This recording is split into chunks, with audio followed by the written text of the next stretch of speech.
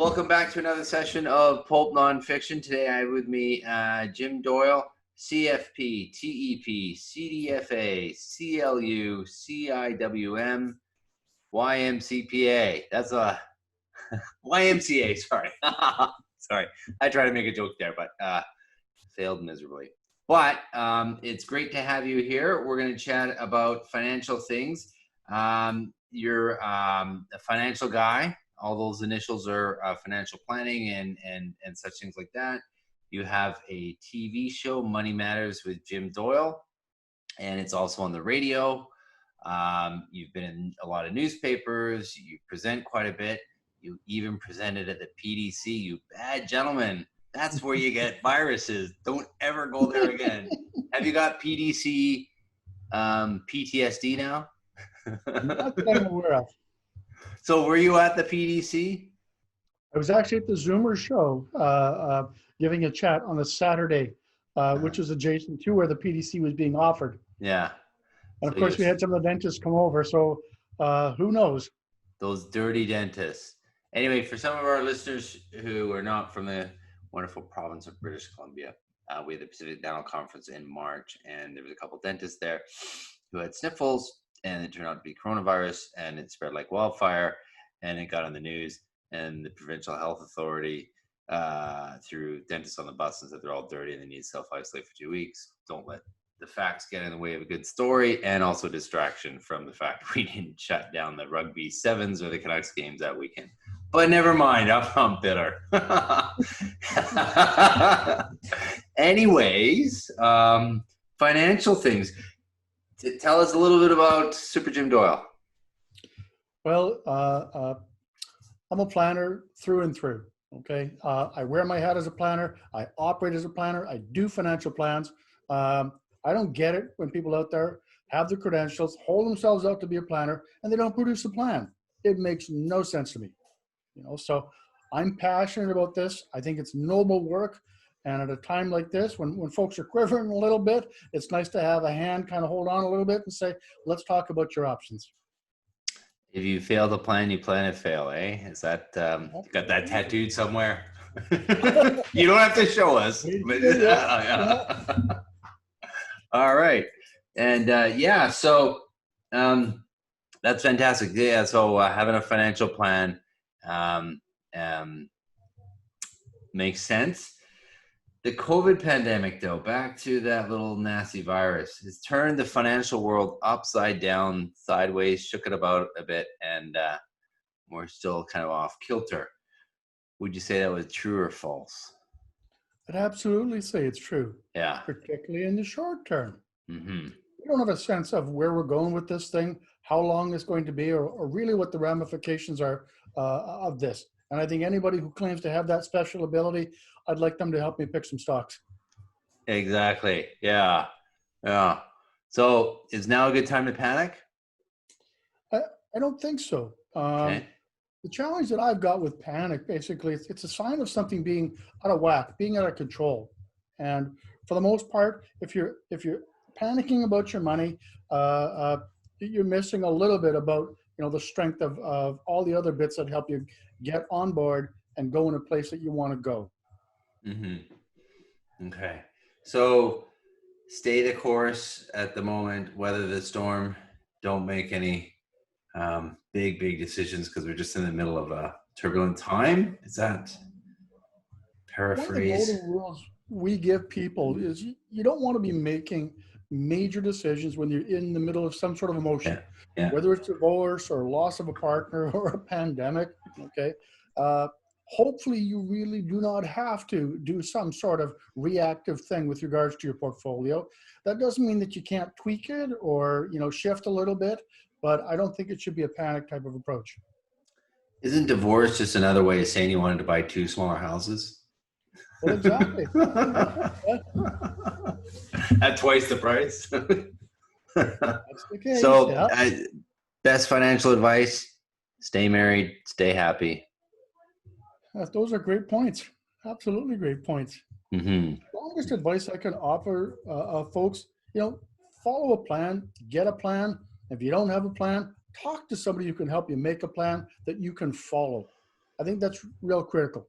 The old Roy Rogers, if you don't know where you're going, any road will take you there. Ah, there you go. I like that. Okay. Financial plans. Now, you don't deal with um, dental offices per se on how they run themselves financially. It's more the investment side, your RSPs, your tax savings, and all that. Is that what you're looking at?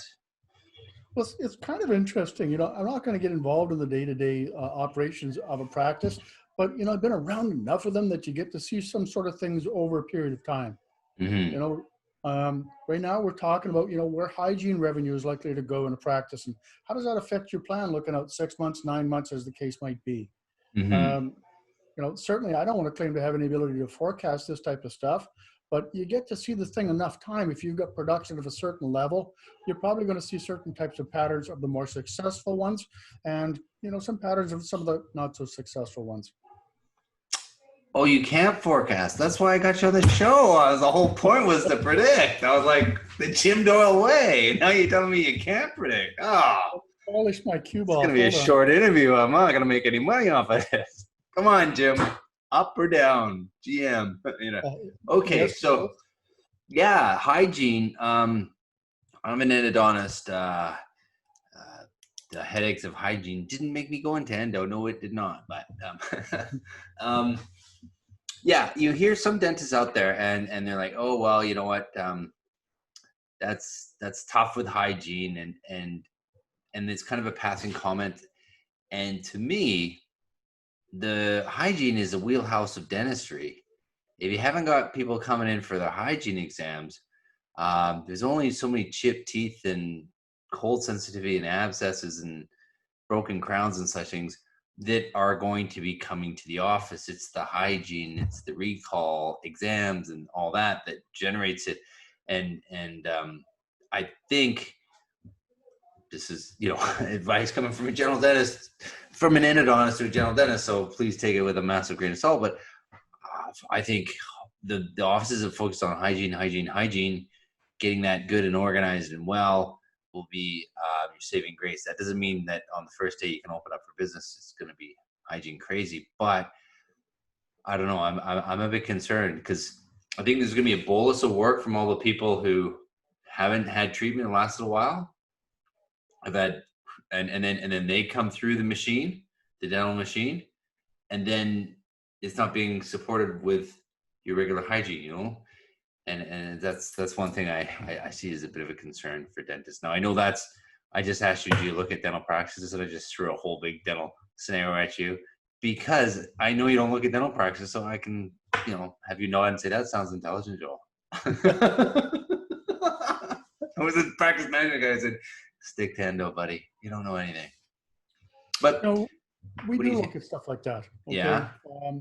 You got a lot of dentists out there who their major wealth, their major asset is going to be tied up in their practice. Okay. Mm-hmm.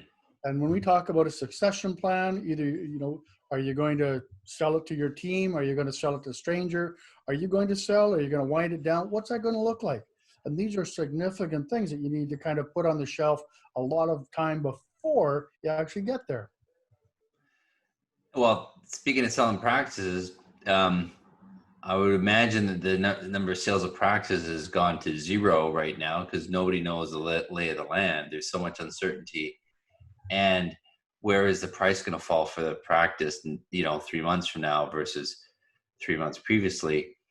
If I had to look into my crystal ball or read the tea leaves, I would tend to say that it's going to be less of a seller's market than it has been recently. We've heard from some of the other dentists out there that there are, some of the corporate dentistry folks they're still offering to buy, but I think the phrase that they're throwing into the mix is called impaired value. Impaired value. Huh. I like that. I hate it, but I like it. Impaired value. Oh, you're going to drive me to drink with terms like that. All right. Impaired value. Yeah, so the writing is kind of on the wall. This pandemic, I think it's going to affect the market of dentistry. People are going to be less inclined to get it hopefully in the short term things will turn around, but probably a permanent cost increase. Some endodontists were chatting, and these were older fellows than me, and they said when they first started endo back in the day, costs were 15%. I was like, whoa.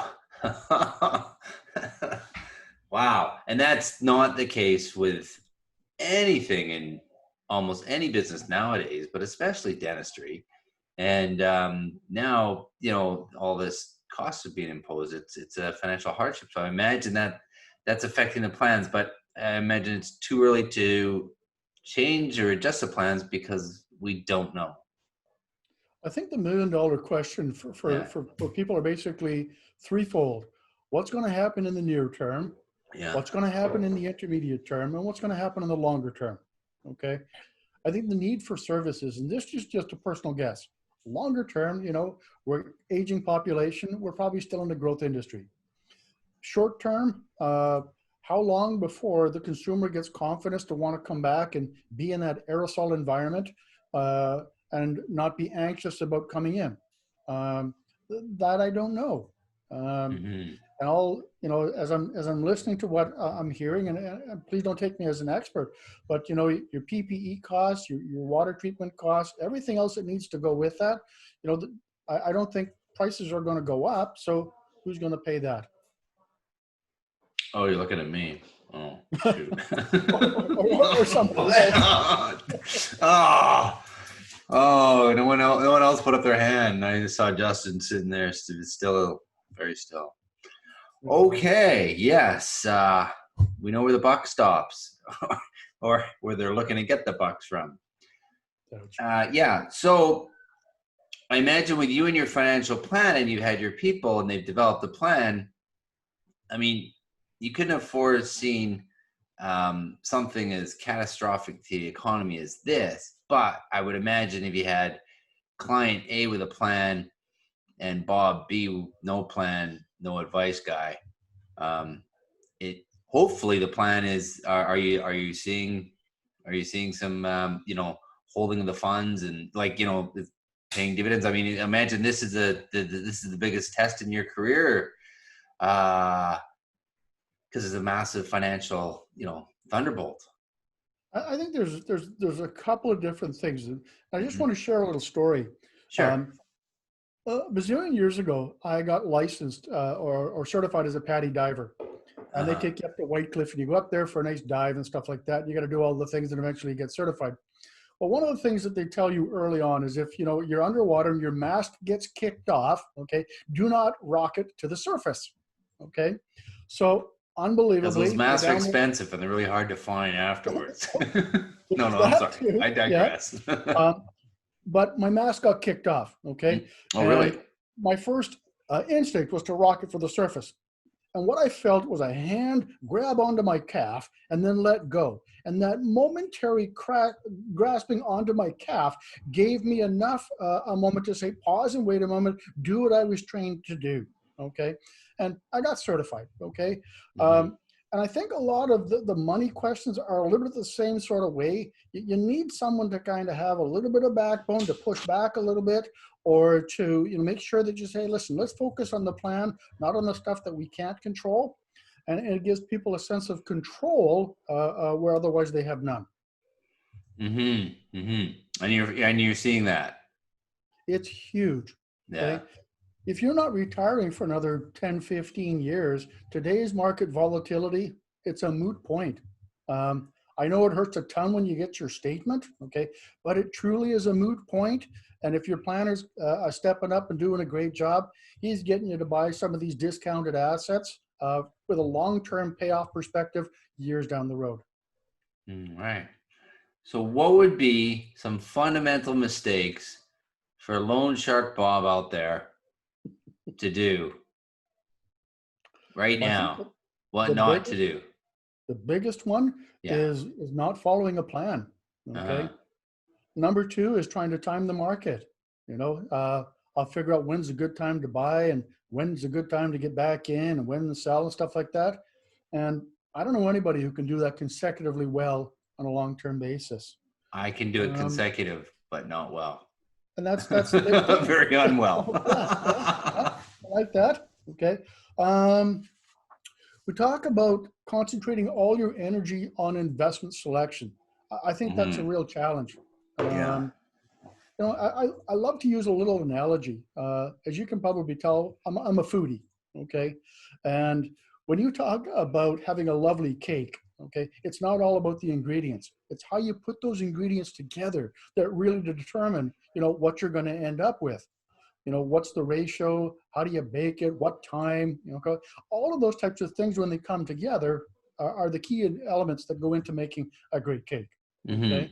So, Hmm. lovely cake, okay? And I think money's the same sort of way. You can't just look at things in isolation, and that's where the challenge is. Yeah. Yeah. A friend of mine who's a financial guy, just going back a few years, said, you can market time, you can market time, you can market time. But if you stand back, if your lifetime of investment, if you invested early and you remain consistent and you consistently invested at the worst time, the fact that it sat in there and rode through all the other storms and you didn't goof with it, it almost doesn't really matter if you buy at the wrong time. Just don't keep buying and selling, and because your timing is actually time, not today. Like, it's like, okay, I put it in and I write it out. I mean, yes, there's opportunity costs if you back a loser, get off, but for the most part, write it out, right? And so, for instance, one of the things is with RSPs or different things like that. They kind of said to me, "It's like, we'll get it in early." And yes, generally the markets are up in January, but if you get it in early, you got to ride that time if you can for a longer period of time. And I used to, so I used to be like January 1st, and I know there's a few years ago that things went bad, but anyways, it's kind of an interesting perspective. I just thought is you just write it out. Another key challenge we want to throw out there is pay Mhm. attention to taxes. Okay. Um, Well, they're there's not some that high, are they? gamers, you know. Um, Woo. Obviously the industry was taking a big run at by in 2018. Uh, Mm-hmm. the concerns that I've got is, they're going to have to pay for this COVID promise Yes. somehow, some way, shape, or form. And either we've got some inflation coming at us, or maybe we've got some taxation coming at us. Okay. But it's not a free meal. Okay. So when I tell folks pay attention to taxes, it's not necessarily what your accountant does. It's using your resources in conjunction with your financial plan to say, how do I want my money to do what it's going to do for me? Am I going to draw an income? Well, how do we make that tax efficient? Okay. How do I rebalance, in a tax efficient way? Is this the time to do it? Okay. Those taxes are going to become more and more of a concern as we go into a low return environment. And that's kind of my $1 million guess, at least for the near term, that we're going to have to pay attention to those types of things. Yeah, I agree, 100%. I think if you're lucky enough to be in a situation where you can benefit from capital gains or anything like that right now, I would take cash in on them, because I think there's going to be some screws tightening on some thumbs pretty soon, and we got big thumbs. Conventional portfolio we're looking at these days Yeah. is way overweight Canada. Okay. Uh, And there's some talk that Canada might struggle a little bit as we come out of the other side of this COVID issue. yeah. Okay.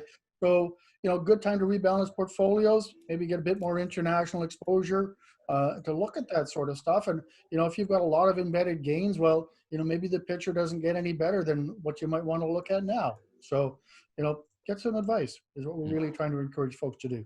Mm-hmm. Mm-hmm. No, absolutely. Um, Someone comes to you. What are some of the? Uh, I know the plan one. I got that one. Yeah. I got the plan one. Number two. What would be the number two? Oh, okay. Mistake that is quite common. I think another one is making sure that your partner is involved in the process. Mm-hmm. We've got a lot of people, that they make the majority of the decisions, and their partner is an outlier. And I really think that's a big problem. Get your partner involved, get them engaged. Okay.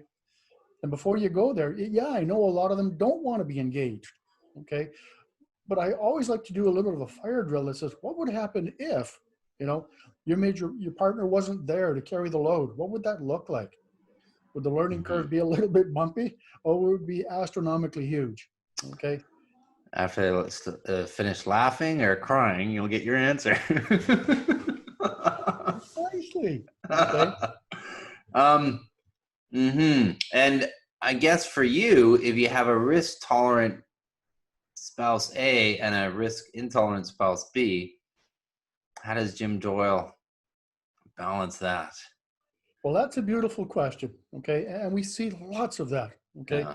The first thing I want to do is I want to be talking to the couple and say, listen, you're not going to change your partner's way of doing things. Okay. So how do we accommodate that?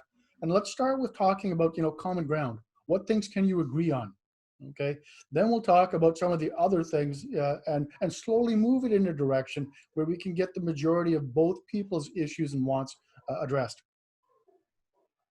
Yeah. Okay. Okay. No, that's good. What would be your top 5 suggestions for strengthening the financial position of the future? I think I know number one, plan. Uh-huh. Hey, I'm getting it, right? Plan, right? Yeah. So go seek someone who knows and Yeah. plan. But in general, some other 4 great things. I think one of the other ones is take some time and get really clear on what your goals, Mm, what matters to you. hmm. Um, we see lots of folks that head towards retirement as a line in the sand, and they both arrive there and they go, "Where's our handbook?"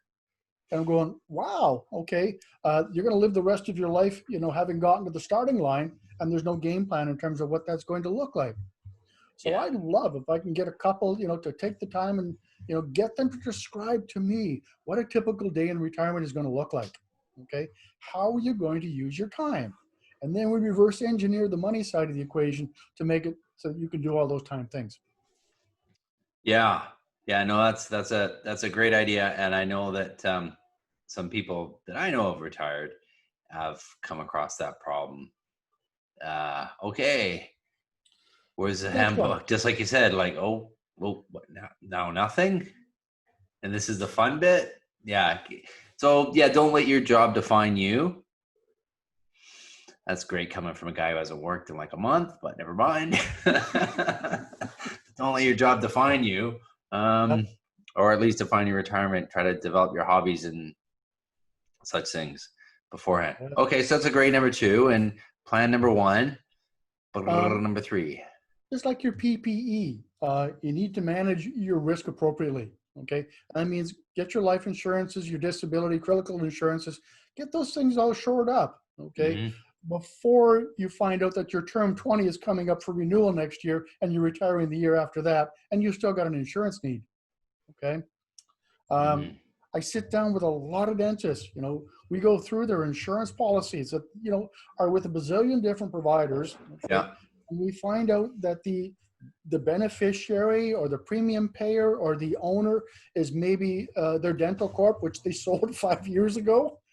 And we're going, I'm not sure that that's quite the right structure that you want, but no Yeah. one's kind of looked at it. So this is a great time to do stuff like that. Yeah. And I, speaking of that, I do know through a friend of a friend of a friend, but the financial planner, and they go in and they review everything, and on the life policy is like an ex-spouse from like 2 marriages ago, right? And now to get that person to sign off on that benefit, yeah, it's not easy. It's difficult. Yeah. We understand, okay? People get busy, okay? And that's what's going to happen once we get on the full roll again. People are going to get on and living their lives. And all this time that could have been, catching up on some of those planning things, they get pushed off again. Hmm. So our small little thing, a little bit of nudge, okay? Go in there, talk to somebody, look at the whole picture. Maybe take a relook at why you're doing what you're doing and see if you like the focus and where it's taking you. What do you think about life insurance for business partners? Not as a start of a movie plot, because that's been done, but Okay. as a financial plan, so that if partner A has an unfortunate early demise, then partner B can carry on with the company, and the family just gets, you know, a check. Now, do I pay you now or do I pay you later? gorgeous setup. Okay. Yeah. One of the things I think is going to come about as a result of the TOSI issues that came out in 2018 is how do I build my wealth without running into a lot of these TOSI challenges? And Uh-huh. insurance is one of the few vehicles that you've got out there that can allow you to build tax-free wealth. So I think you're going to hear a lot more about this from your professional advisors if you're not already hearing about it. You mean I've been a bit at the front of it? I might have been at the front of a trend. I believe so, yes. Hey, I like you. This is great. This is great.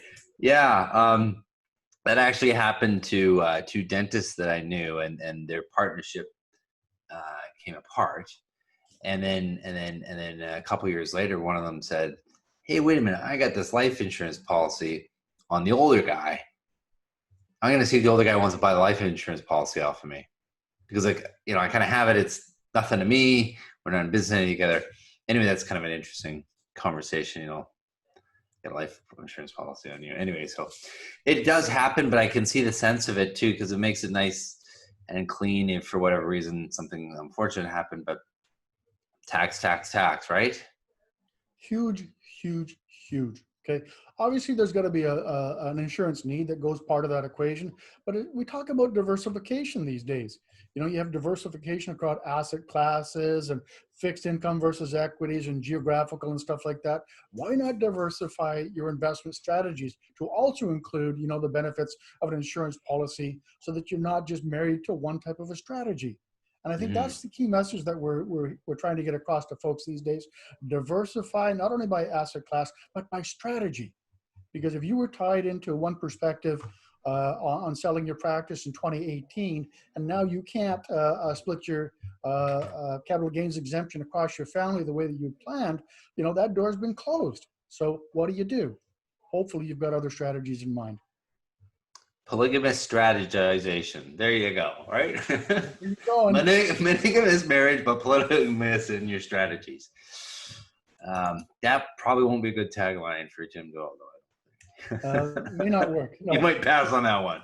I can keep I'm not that in the one. right corner of BC. Yeah, yeah. The bottom right corner, it went really big. They loved it there. They couldn't get enough of it. All right. Now, has this recent pandemic given you any aha moments? Any whoa, and you're like, I'm gonna do things differently. First of all, Jim Doyle, the man. Well, I think one of the harsh realities is for a lot of us is we were forced to work from home in relatively short order. Mm-hmm. So that means bringing everything home, getting set up here in a way that we can function. Okay. Mm-hmm. And surprisingly, a lot of that has gone an awful lot better than we thought. Yeah. I miss access to a lot of my staff, which would have been just right outside my door. That part is a change. But I also think that there's two elements here which are key for me.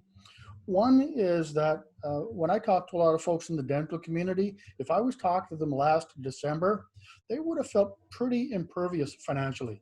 Okay, got good income, got lots of assets. I don't got to worry about things. I want to make more money. I'll work harder. Okay, and now all of a sudden, this pandemic has come along, and there's no income coming in, and there's no capacity to change that dynamic, and portfolios have been beat up at the same time. And now there's a small sense of vulnerability that's come into the equation that simply wasn't there before. Mm-hmm. I think when I go down this path a little bit, we're going to see an increased appetite for proper planning. That means looking at the whole picture, okay? Not just your investment selection, but looking at your cash flow, looking at your risk management, looking at how you structure your affairs, looking at the tax consequences. And I think more and more folks are asking, hey, listen, what am I paying for? And what am I getting for what I'm paying for? And believe it or not, they want a full 12-course meal. And that's exactly what good planning is all about. Mm-hmm. Mm-hmm. Yes, no, exactly. No, those are great words. You've been thinking a lot during this pandemic. You had some time to. Feeling a lot. Okay? There we go. What? Okay. How long has your career been now? Well, I'm 30 years with Investors Group and 38 years in the financial services industry. Wow. So you started like when you were 12. Just about. There we go. So, I know there's not enough color in the chin yet, but it's coming. yes.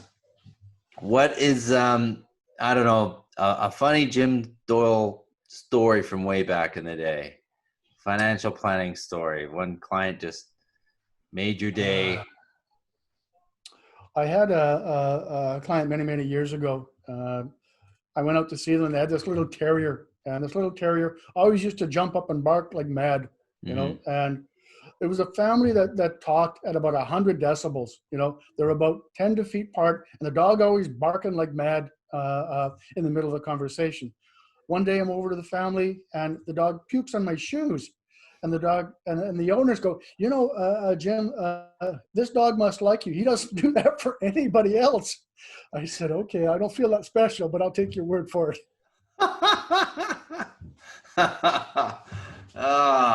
Yeah. Those are big shoes to fill in, and the dog was doing its best. Yes. Yeah, it's like that. They say that when the bird, gets you in the head, it's like, oh, that's for good luck. You're like, yeah, that's not compensating. Well, the relevance to that story Yes. is a ways later, they were coming close to retirement. The wife said to me, Jim, you tell him that when he retires, he's not going to spend all of his time on the computer. I'm going, he's right at the table here. Why don't you tell him? She goes, no. She says, if you tell him, he'll listen. Okay. Oh, yeah. So you quickly said, buddy, keep working. I don't think it's going to work out in retirement. Just going to work and stay on the computer there. Everyone will be Things will happy. get gassed, Yeah. Okay. So, yeah, we've covered a lot of good information there. Are most of your clients dentists? I got a large percentage of dentists. I Uh-huh. work with a lot of business owners and Uh-huh. higher net families. So it's an area because we want to deal with more complexity, and we run a very, very small practice to make ourselves accessible. When someone's got an issue, they don't want to hear that it's 3 weeks before I can get back to them. Mm-hmm. If they need to come in and see me tomorrow or need to talk to me tomorrow, we want to Mm-hmm. be able to give them that type of flexibility that we can pretty much do that. Oh, excellent. Excellent. Excellent. All right. Well, we've covered a lot of great information. You've kind of answered all my questions succinctly and quickly. I'm out of steam. Normally people have got the gift of the gab and they just go on. I'm like trying to squeeze in my questions more time. But no, you've been it's been enjoyable. I know we move in circles and we don't always meet up, but I know who you are. Now, your clients are primarily Canadian. Yep. Any words of wisdom to the Americans and the Brits and the Aussies watching, other than, Whistler prices are probably going to be really low, and if you like to ski, come now, and the Canadian dollar is going in the toilet? Okay. I'm not Do you against. think that's going to be the case? I think like you said, the Canadian economy is going to be struggling, and so chances are our dollar is just going to plummet.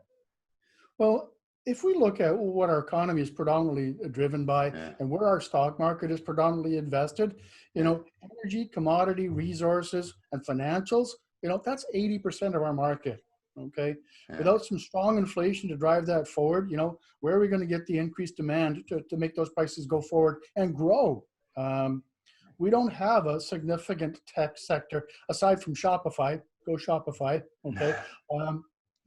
But aside from that, we have a very limited place that we generate revenue. Mm-hmm. Most of our stuff comes from export, whereas the U.S. is predominantly consumer driven.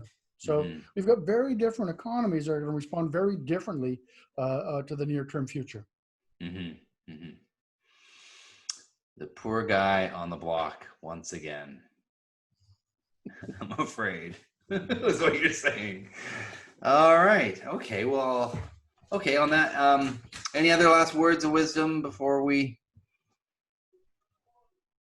wrap it up? One of the other things that we're encouraging a little bit of these days is We see a lot of projections out there, Mm-hmm. and Mm-hmm. many of our competitors are doing projections, and they're showing people numbers. Okay, and Yeah. what we're seeing are what we call linear numbers. Okay, straight returns or average rates of return that don't build variability or volatility into those equations.